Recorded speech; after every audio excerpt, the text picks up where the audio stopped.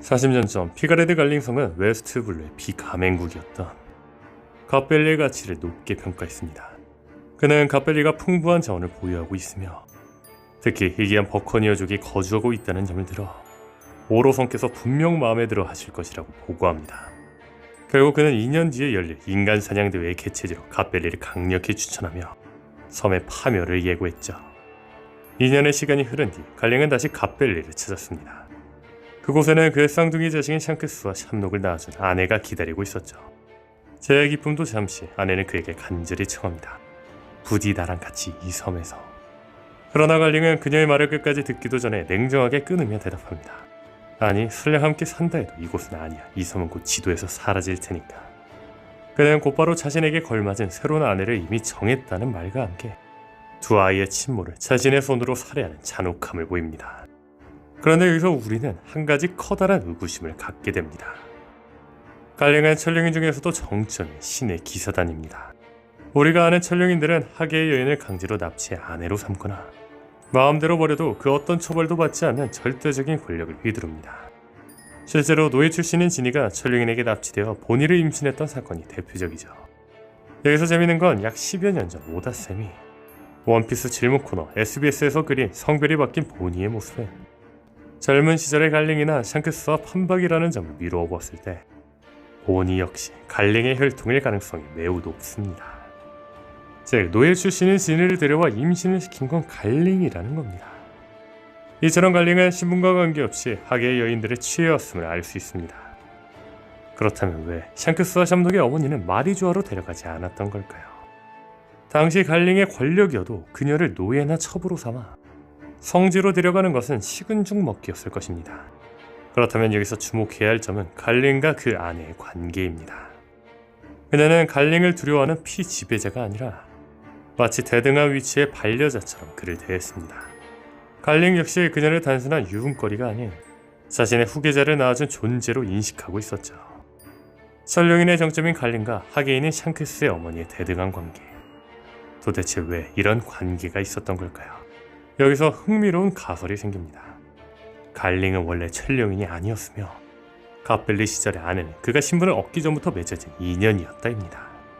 즉, 과거 갈링은 로키처럼 압도적인 무력이나 능력을 인정받아 세계 정부의 핵심 전력인 신의 기사단으로 스카웃되면서 천룡인의 지위에 올랐다는 거죠. 이 가설이 맞다면 왜 그가 아내를 마리조아로 데려가지 않고 죽였는지에 대한 의문도 풀립니다. 갈링에게 갑벨리에 있는 아내는 그가 천룡인이 되기 전 인간이었을 때의 증거입니다. 천룡인이라는 절대적인 신분으로 거듭나기 위해서는 과거의 평범한 혈연과 사랑은 오히려 방해가 되었을 것입니다. 그가 아내에게 설령 같이 산다고 해도 여기는 아니다라고 말하며 섬의 소멸을 예고한 것은 자신의 과거를 아는 유일한 존재인 아내와 그 터전을 한꺼번에 지워버리겠다는 의도로 해석할 수 있겠죠. 결국 그는 천룡인이라는 지위에 걸맞은 새로운 삶을 위해 가장 인간적이었던 시절의 자신을 스스로 처단한 셈이죠. 이 가설대로라면 여기서 또 하나의 가능성이 생깁니다. 1085화에서 코브라 국왕은 뜬금없이 우리들도 디다라는 유언을 남겼습니다. 이는 네페텔리 가문이 단순히 유전적인 D의 혈통이라는 뜻을 넘어 사부가 어린 시절 에일스에게 장난스레 불렸던 사디보라는 이름처럼 특정한 의지를 공유하는 자들의 표식임을 암시합니다. 원피스 1권의 부제인 로맨스 던에서 알 수 있듯 D는 세계 정부가 지배하는 긴 밤을 끝내고 새로운 위치를 맞이하려는 여명의 약자일 가능성이 큽니다. 800년 전 거대한 왕국과 함께 싸웠던 이들은 신분과 혈통을 초월해 자신들의 이름에 D라는 깃발을 새기며 연대했던 것이죠. 즉, 세계정부가 골디로저를 골드로저로 왜곡하며 공표했듯 피가랜드 가문 역시 본래 피가렌디라는 이름이 은폐되거나 변형된 형태일 수 있다는 겁니다. 즉, 갈링은 D의 의지를 가졌던 가문 출신임에도 불구하고 세계정부의 정점으로 올라선 인물일 수 있다는 거죠. 그리고 이 관점에서 본다면 갈링과 아내의 관계는 더욱 비극적으로 변합니다. 갈링이 신의 계사단으로 발탁되기 전 혹은 D의 의지를 버리고 천룡인의 신분을 얻기 전 만났던 아내는 그의 인간적인 과거와 진정한 이름을 알고 있는 유일한 증인입니다. 그녀가 갈링에게 이 섬에서 함께 살자고 했던 것은 천룡인이 아닌 인간 갈링으로서의 삶을 요구한 것이었겠죠. 하지만 이미 여명을 등지고 천룡인의 길을 선택한 갈링에게 그녀는 지워야 할 치부였을 것입니다. 설령 같이 산다고 해도 여기는 아니다. 이 섬은 없어질 테니까. 이 대사는 단순히 섬을 파괴하겠다는 의미를 넘어 자신의 원래 이름과 그 이름을 불러주던 유일한 여인을 역사 속에서 완전히 소멸시키겠다는 냉혹한 결단이라는 거죠. 분명한 건 샹크스는 지배층의 혈통이라는 허울을 두르고 있지만 그의 본질은 루피와 같은 지혜 일족에 맞닿아 있습니다. 그는 천룡인의 피를 나는 지배자가 아니라 800년을 기다려온 여명의 혈통으로서 그 운명을 완수하려는 것일지도 모르죠. 우리는 지금까지 엘바프에 전해 내려오는 전설의 열매가 당연히 고무고무 열매일 것이라고 추측해왔습니다. 엘바프가 태양의 신을 숭배하는 나라라는 점이 결정적인 근거였죠. 하지만 로키가 엘바프 전설의 열매를 먹으며 이 확신은 완전히 깨졌습니다.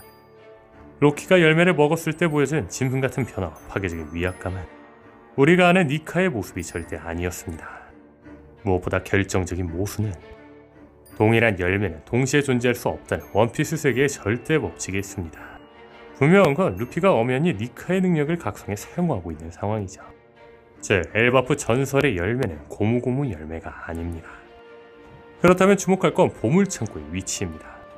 1139화에서 가반은 하레드 성에 들어온 루피를 보며 로저를 떠올렸습니다. 그리고 가반은 루피와 함께 온 거인 로드에게 말하죠. 어이 로드, 저 옥자 눌러봐. 그리고 장면은 로드가 루피렌과 함께 지하로 내려가는 장면으로 전환됩니다. 그리고 지하 창고의 보물 창고는 텅 비어 있었죠. 그런데 1169화에서 로키가 전설의 열매를 가지러 간 곳은 지하가 아닌 방문을 열고 들어가는 왕의 방 근처였습니다. 즉 보물 창고가 2개 있다는 겁니다. 다시 말해 엘바프에는 2개의 전설이 존재했을 가능성이 크다는 거죠. 하나는 해방의 신이었고 다른 하나는 하레드 왕조차 두려워하며 봉인했던 파괴의 짐승이었던 거죠. 이 가설대로라면 고무고무 열매는 엘바프 왕 옥자 밑에 있으며 로키가 먹은 열매는 라그니르가 지키고 있었고 로키가 라그니르를 이기며 인정받았다는 걸 생각해본다면 엘바프의 왕은 대대로 라그니르에게 인정을 받아 파괴적인 짐승의 열매를 계승하여 최강의 전서가 되어야 했고 그 강력한 무력은 단순히 권위를 위한 것이 아니라 옥자 밑에 잠든 니카의 열매를 외부의 적으로부터 지켜내기 위한 최후의 방어선이었던 거 아니었을까요? 분명한 건 세계정부와 이무조차 두려워하던 니카는 단순히 무력이 강하다고 해서 얻을 수 있는 힘이 아닙니다. 그것은 자유와 해방의 의지를 가진 자를 스스로 선택하는 열매입니다. 결국 엘바프의 역사는 파괴의 힘을 가진 수호자가 해방의 힘을 가진 주인공이 나타날 때까지 그 터전을 지켜온 장관 기다림의 서사라고 볼 수 있죠. 즉 엘바프 전설의 열매를 먹은 로키는 태양의 방패라는 겁니다. 그렇다면 주목할 건 원피스 1111화입니다. 원피스 1111화의 제목은 태양의 방패입니다. 그런데 여기서 재밌는 건 1111화는 11월 11일이 생일인 조로를 상징하는 숫자죠. 현재 저는 조로와 로키의 평행이론을 통해 로키가 조로처럼 동료가 될 거라고 주장하고 있습니다. 두 사람은 첫 등장 시 조로는 형틀에 로키는 나무 아담의 해루석 사슬로 구속된 상태였다는 공통점이 있습니다. 또한 조로가 자신을 풀어주면 현상수배 병원을 처치해주겠다고 제안했대 로키 또한 자신을 풀어주면 루피를 위해 해적단을 소탕해주겠다고 제안합니다.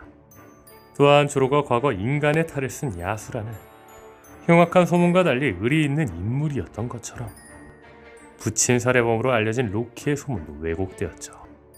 결정적으로 조로가 스스로를 지옥의 왕이라 칭했대 로키 역시 명계의 왕으로 군림하고 있습니다. 결국 루피가 조로를 편견 없이 동료로 받아들였대. 로키 역시 조로와 닮은 행보를 거치며 루피의 10번째 동료가 될 것으로 보입니다. 즉 1111화에 하필 태양의 방패가 강조된 것은 조로와 닮은 행보를 걷는 누군가가 니카의 방패가 들어올 것이라는 암시였던 거 아니었을까요? 오늘 영상은 여기까지입니다. 시청해주셔서 감사합니다.